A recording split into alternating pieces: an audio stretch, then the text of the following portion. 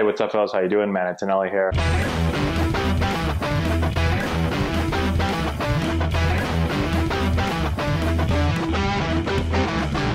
All right, so I want to talk a little bit about some of the adjustments we made here with a high school player, Connor Rumph. He's a freshman, plays on our Antonelli baseball team.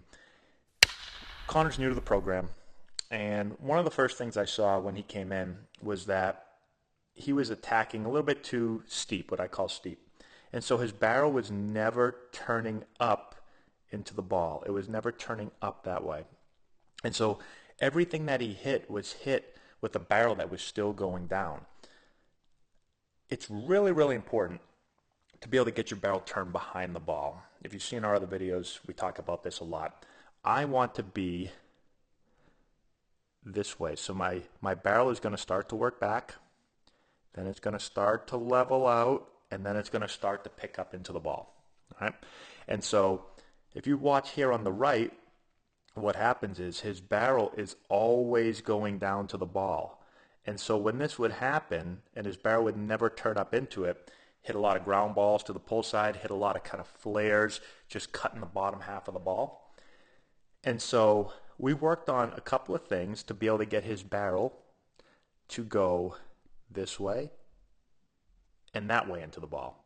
And you can see the difference right here. You can see how that barrel's getting picked up into the ball. You can see how that barrel's still attacking there, right? These pitches are at the same exact height. They're probably 30 minutes apart.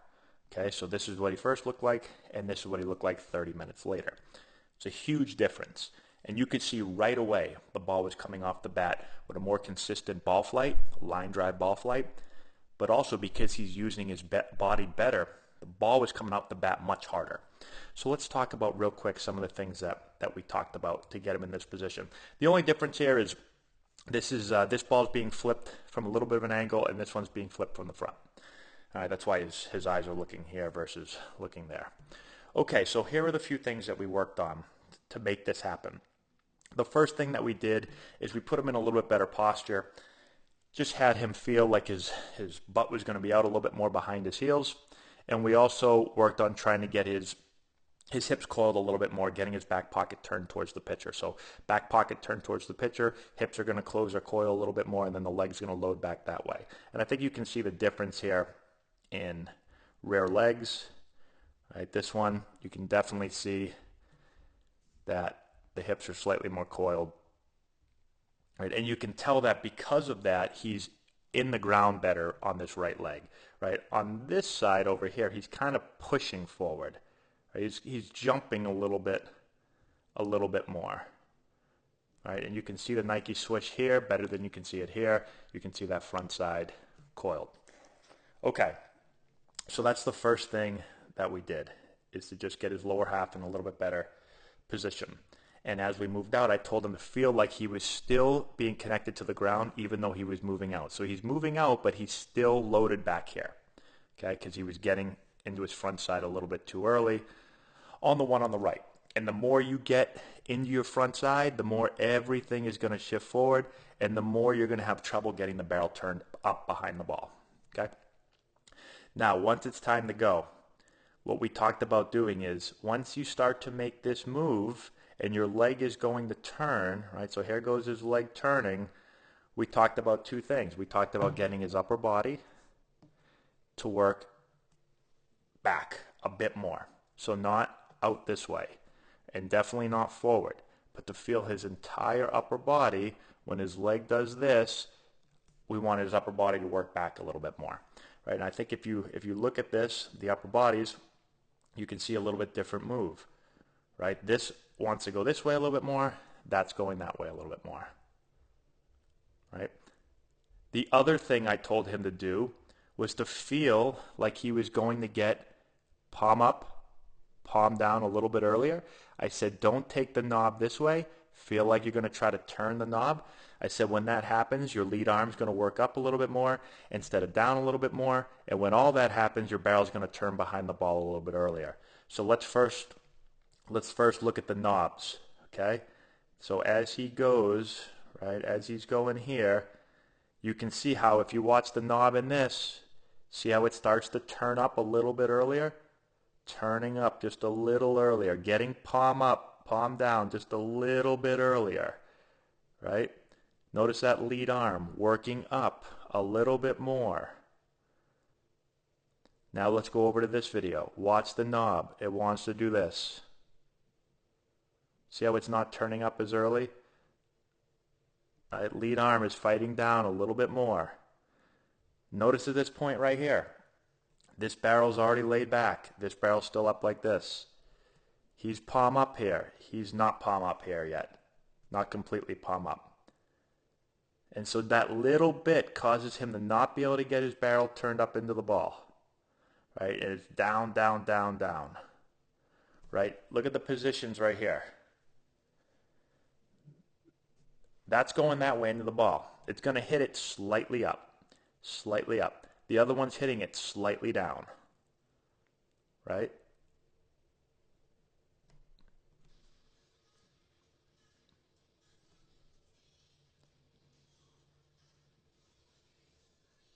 Now, look at the difference in follow-throughs. Okay. Couple of things. I think there's no doubt that you can see the difference. Hit the ball much harder on the left, hit the ball with much better ball flight. Barely ever rolled over, barely ever hit a little flare to right field.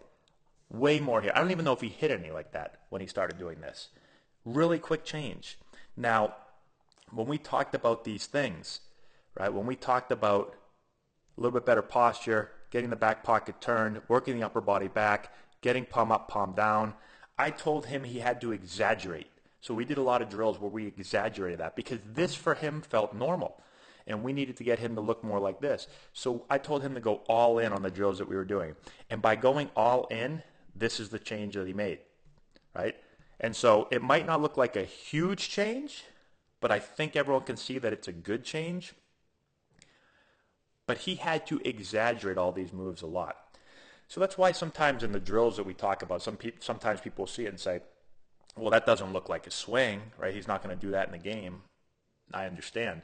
But when you've done something for a long time, the only way to break some of those movements that your body is accustomed to making, right?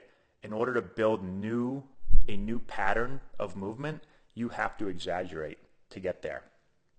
That's the first thing. The second thing is, notice how his barrel is, even though his barrel on the left gets turned up into the ball, right? Gets turned up into the ball, okay? Notice how he's not swinging. He's not swinging like this, okay? So it's not like this, but it's also not like this. The barrel is going to work this way. It's going to start to flatten out, and then it's going to turn up into the ball. And so this swing is built to hit line drives with carry.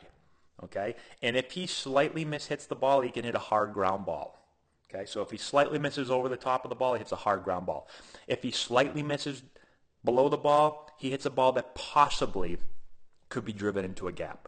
And if he hits it perfectly, it's going to be a line drive, again, possibly for a double. But with this swing right here that doesn't get turned up, he's going to hit a lot more ground balls pounded into the ground. He's going to hit a lot more rollovers. He's going to hit a lot more infield pop-ups when he doesn't want to, right? And so that is the key. We're not swinging like this. We're just getting it to basically, when I hit that ball, let me draw this right there. Okay, I'm going to hit the ball somewhere in that window. When I hit that ball, I don't want to be swinging and hitting it. Whoops, I do not want to be hitting it on the down. I'm either going to get it more in the level part of the swing or more on the slightly up part of the swing. So that is the key. Hopefully that helps you out. Let me know if you have any questions in the comment section below. If you'd like to do work with us, just check out AntonelliBaseball.com. We're doing lessons. We're doing small group training. We've got a lot more stuff coming here as we move into the winter. A lot of exciting things that we will be announcing soon. So that's all I got. Don't forget, subscribe to the channel, hit the notification bell, give it a thumbs up, all that good stuff. We'll talk to you later. If you've enjoyed this video and want to learn more about building the elite swing, check out our new course. We have over 2 hours of content, almost 30 hitting drills. We break down the exact mechanics that you're going to want to implement into your swing. I've put the link in the description if you want to go check it out.